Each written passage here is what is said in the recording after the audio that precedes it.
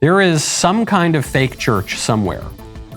And actually, there are a lot of fake churches that have been doing this. You've seen a lot of clips of this. I've even heard stories of this anecdotally from people I know who know of these churches or who even attend these churches, that will invite drag queens in to preach a kind of transvestite pseudo-gospel, specifically to kids. This is one that's just been going viral over the last few days. Do you have any questions for Miss Pentecost? Oh, thank you. Yeah, you like her eyeshadow. That's great. Yeah. Yeah, maybe she'll let you borrow it. When you're older, when you're allowed to wear makeup. Yeah. Of course. Yeah. Well, one of the things I think is great about Miss Pentecost is she reminds us that we follow a God who calls us to not conform to things of this world. That we're supposed to be transformed by the renewal of our minds. And that means that what I think today may have to change tomorrow if I continue to renew my mind. And it's so cool that we serve a God that calls us to continue to grow and continue to change into something new. This is horrifying for many, many reasons, but I will tell you, just as a sort of, not a defense, but it just in all fairness to that drag queen who calls himself Miss Pentecost. So just this sacrilegious mockery at the Pentecost when the Holy Spirit descends and makes so many thousands of disciples. I am much less offended by the guy who puts on a dress and pretends to be a woman than I am by the other guy next to him who dresses up and pretends to be a priest. The man is obviously not a valid priest. I don't know which heretical, schismatic sect of Christianity this is. I read somewhere it was some version of Methodism, but whatever, who knows? It's some obviously gone completely insane, heretical, blasphemous, schismatic sect of Christianity that's preaching an anti-gospel, just completely the opposite of Christianity.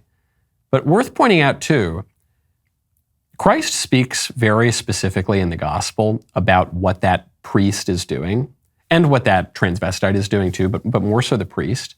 And it's a verse of the gospel that is frequently invoked in the transing the kids debate or especially in the abortion debate, where he says, the people who lead the littlest ones astray, it would be better for them to have millstones tied around their necks. That is basically the effect of what will happen if you lead the little ones astray, who offends the least of these people. And the verse is often misinterpreted to mean people who just go out and smack a kid or abuse a child or kill a baby in the womb or something like that. But the verse is not really speaking about beating a child. The verse is speaking about the sin of scandal, leading someone astray, causing someone to stumble. That's what the priest is doing. And it's an absolutely horrifying scene, obviously, and no one should attend that ridiculous church, and the priest should get another job and beg forgiveness from God.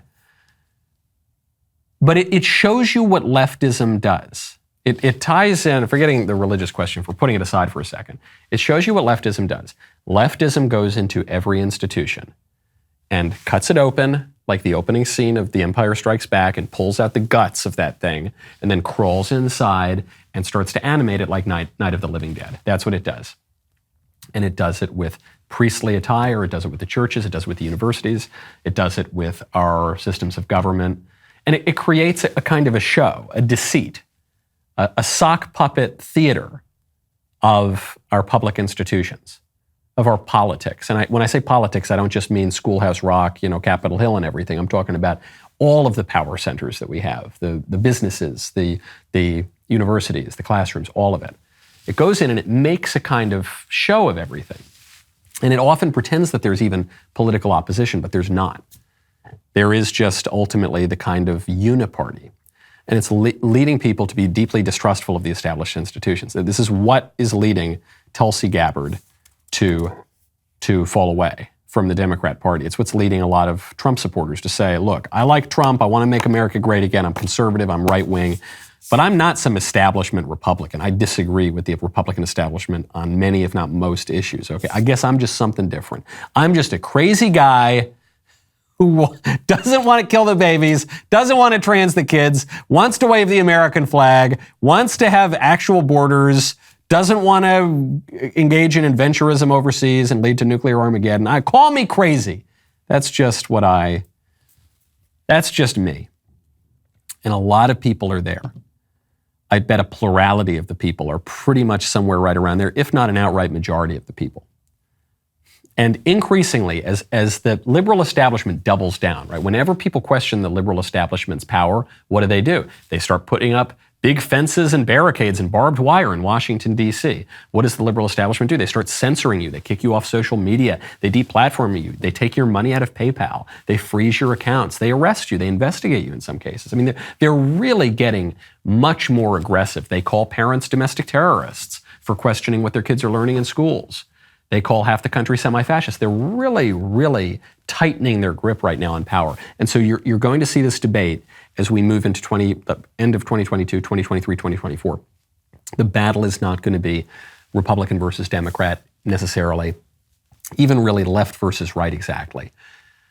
You're going to see a battle in this cracking up of what has been understood to be the American system in recent years, which is liberal democracy. It's going to be that crack up there, and it's going to be a battle between the liberalism and the democracy. Pick a side. The rest of the show is continuing now in the members block. It is Woke Wednesday, and so my producer, Ben Davies, has teed up a new challenge for me. It is from the channel Love, Don't Judge, and the challenge is to see how long I can just totally, simply, merely love without any kind of judgments whatsoever creeping into my head. I'm not sure how long I'm going to make it. If you are not a member, click the link in the description and join us. We will see you on the member block.